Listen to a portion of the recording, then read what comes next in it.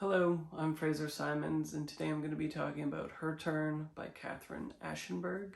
This is published by Nov Canada. It comes out July 27th, or there's an alternate version that might be the dissemination to Americans that comes out August something. They have different covers.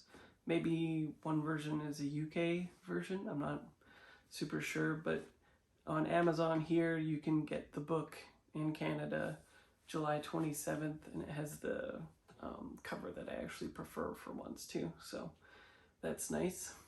This is a debut novel that is billed as a Nora Ephron-like story. It's about a woman named Liz who is had a divorce, has a teenage son, has a really good job at a newspaper where she curates and edits a specific column about sort of slice of life type pieces, and she sort of uses that as a vehicle for trying to pose still relevant and interesting questions to the readers, but in a way that is okay with her editors. So there's like a tug-of-war type thing. On the outside, Liz is doing pretty well aside from the infidelity that she suffered from her husband. She's got a lot going for her. She's got the good job. She seems to be enjoying what she does for the most part. She feels like she could have some more upward mobility or lateral movement. Like she doesn't want to do that column for the rest of her life, but things are going pretty well. She goes on dates with people, and ostensibly she's, like I said, doing pretty well, but internally she enters sort of a spiral when one of the people that submit a publication to her is the woman that her ex-husband cheated on her with and is now married with her. And the person that submitted the story, the woman that the husband cheated on her with, doesn't know that Liz is the managing editor, and Liz does not enlighten her to that fact, and they have like a back and forth about the story that this woman wants published, and it enters her into a weird sort of self-destructive tailspin that Liz doesn't really acknowledge or see until sometime later. But the events are quite interesting. It affects every facet of her life in meaningful ways, including her relationship with her son. And as you can probably tell, it sort of becomes like a powder keg situation where it just snowballs into a dramatic effect. The book is what I would call a dramedy. It is quite funny sometimes, which is unusual for me. Usually I don't go for comedy type books. I have to be in a very specific mood for it because I just find a lot of humor doesn't land for me. I have a very specific humor palette, I guess. But this, slowly won me over, just like a Nora Ephron film. So I think it is a pretty apt comparison. It's looking at the verisimilitude of this person's life and kind of laughing at them / with them when they're stumbling or sort of the authors of their own dramedy, comedy, tragedy sometimes. And it just is really interesting because it poses questions about forgiveness in a nuanced way that is far more complex than I would say most books that are looking into this subject matter or writing about it try to deal with.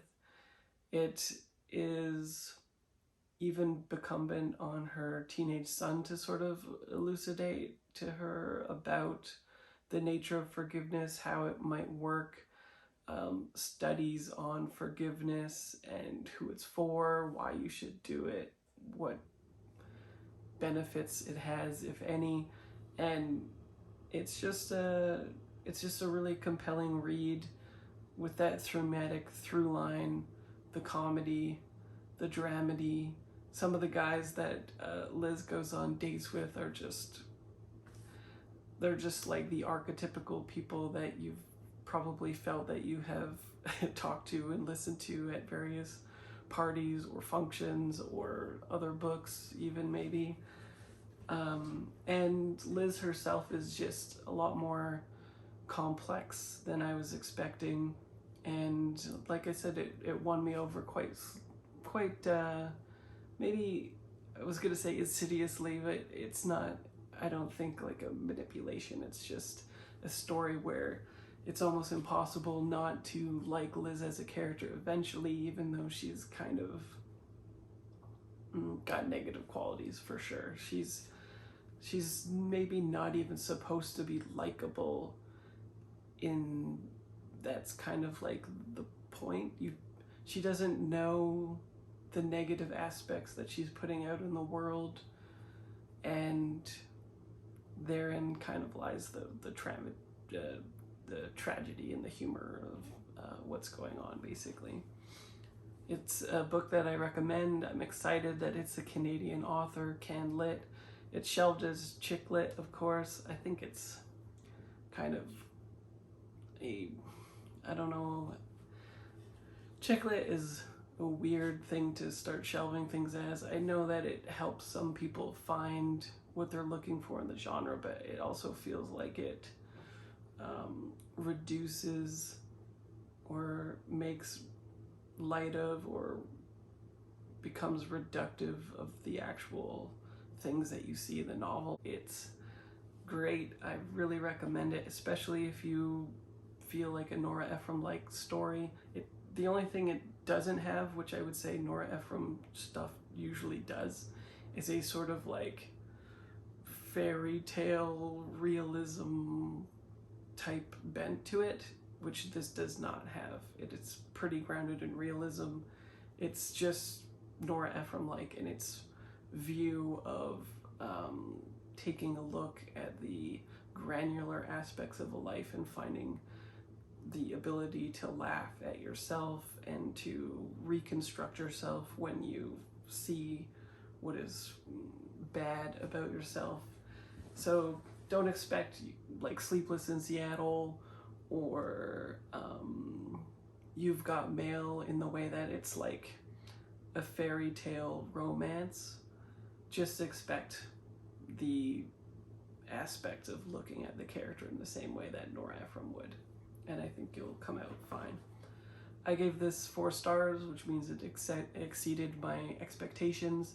It didn't blow me away with 5 stars, but it's also out of my comfort zone. I don't typically read chick lit, for whatever you want to ascribe to that. So if you are into that genre, this might be a book that will be a 5-star read for you. Check it out July 27th or I think August 6th, something like that, for the other version that is being disseminated. And let me know which cover you think is better. I'll have put them both up in comparison throughout the video. And let me know if there's any other books like this that you would recommend. I wouldn't mind checking some of these stuffs out. It also got me to pick up The Flat Share by Beth O'Leary, I believe, and I've heard good things about that. So anything on the peripheral around those 2 things would be welcome.